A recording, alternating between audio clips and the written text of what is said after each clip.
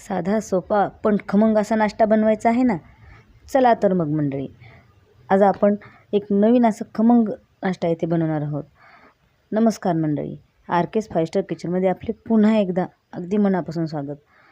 आपण इथे आपल्या घरामध्ये जे उपलब्ध साहित्य आहे त्या साहित्यापासूनच इथे आपण एक काहीतरी नवीन रेसिपी बनवत आहोत. पदार्थ नुसता खमंग असून चालत नाही, तो पौष्टिक देखील असायला हवा. त्यासाठी मी इथे सर्व प्रकारच्या डाळी घेतलेल्या आहेत. हरभऱ्याची डाळ 1 वाटी, मुगाची डाळ अर्धी वाटी आणि मटकीची डाळ, त्यात थोडीशी उडदाची डाळ मिसळून घेतलेली आहे. ह्या सर्व डाळी आपल्याला इथे भिजू घालायच्या आहे. एक 4 ते 5 तास आपल्याला इथे पाण्यामध्ये ह्या डाळी भिजू घालून ठेवायच्या. आणि असे भिजवलेल्या डाळीचे प्रकार मुलांच्या आरोग्यासाठी अगदी चांगले प्रकार असतात. मुलं असं डाळ खात नाहीत, म्हणून आपण त्या डाळीचे असे काही नवीन नाश्त्याचे प्रकार करून दिले म्हणजे मुलं देखील आवडीने खातात. आता आपली डाळ इथे चांगली भिजलेली आहे, छान मऊ झालेली आहे. आणि आता आपण यावरचे पाणी काढून घेऊ, म्हणजे या पाण्याचा कोमट वास डाळीला किंवा आपण जे बनवलेला जो पदार्थ आहे त्याला लागणार नाही. 2 पाण्याने आपण याला धुवून घेणार आहोत. व्हिडिओला लाईक करा, शेअर करा आणि चॅनलला सबस्क्राईब मात्र करायला विसरू नका. आपल्या आपण डाळी इथे छान स्वच्छ असं धुवून घेतलेल्या आहेत. आणि आपल्याला आता हे डाळ मिक्सरला लावून घ्यायची आहे. आपण सर्व डाळी एकत्र करून मिक्सरच्या भांड्यामध्ये काढून घेतलेली आहे. आता त्यामध्ये काही पदार्थ आपल्याला ॲड करायचे आहे. आता छान अशी मऊ झालेली आहे आपली डाळ, आणि त्यामुळे आपल्याला मिक्सरमधून ती लवकर बारीक होऊन निघणार आहे. त्यामध्ये आता मी थोडंसं ओवा घेतलेला आहे आणि ओवा असं छान हातावर चोळणार आहे मी थोडा. त्यांनी करून काय होते, ओवा हातावर चोळून घेतल्याने त्याचा स्वाद उतरतो. तसेच जिरे देखील मी इथे थोडेसे हातावर चोळून घेणार आहे आणि मग त्यात टाकणार आहे. आता माझ्याकडे थोडीशी कसुरी मेथी होती, ती मी इथे टाकलेली आहे. आणि थोडीशी कोथिंबीर देखील होती, पण मी याच्यात वाळलेली कोथिंबीर टाकलेली आहे. कारण काय होतं, ओल्या कोथिंबीरीपेक्षा वाळलेल्या कोथिंबीरीचा वास इथे छान लागतो. तुमच्या चवीनुसार तुम्ही इथे तिखट, मीठ आणि हळद इथे टाकू शकता. इथे बारीक चिरलेला कांदा आणि बारीक चिरलेली मिरची देखील टाकू शकता, किंवा मिरची वाटून देखील टाकू शकता, पण मी ते कांदा आणि मिरची टाकणार नाही आहे. मी आता इथे लसणाच्या 2-3 पाकळ्या टाकणार आहे. आणि हे मी मिक्सरला लावून घेऊन बारीक वाटण काढणार आहे याचे. पाहता याची कशी पेस्ट छान बारीक मऊ झालेली आहे.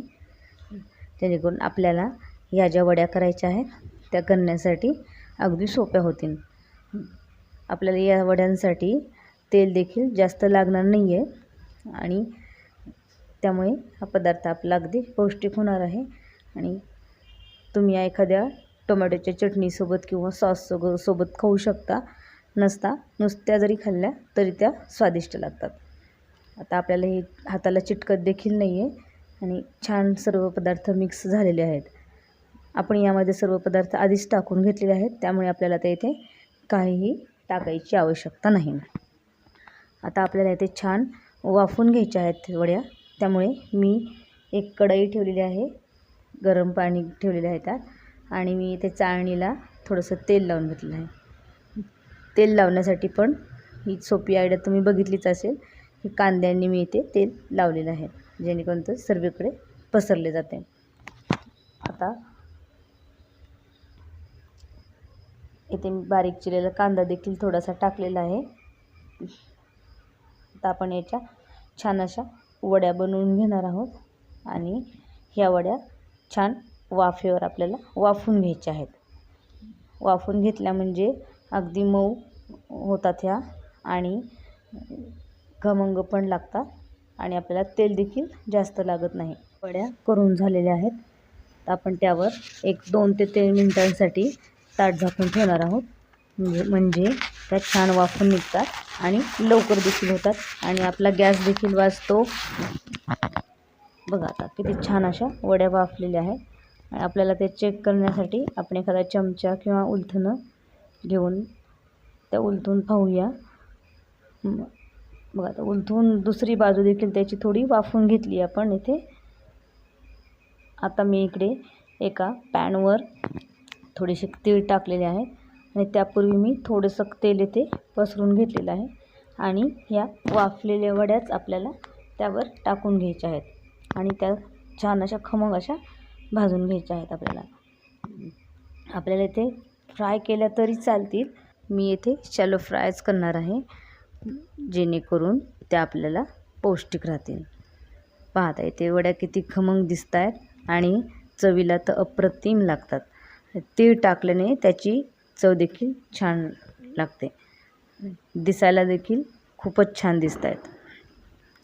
माझ्या अशा नवनवीन रेसिपी पूर्ण पाहत चला, स्किप करू नका, जेणेकरून त्यामध्ये मी तुम्हाला जे काही सांगते ते पूर्ण रेसिपी तुम्हाला लक्षात येईल. आणि तुम्ही देखील अशी रेसिपी करून पहा, असा नाश्ता जरूर करून पहा. तुमची मुलं जेव्हा आवडीने खातील ते मला कमेंट्समध्ये सांगायला मात्र विसरू नका. छान अशा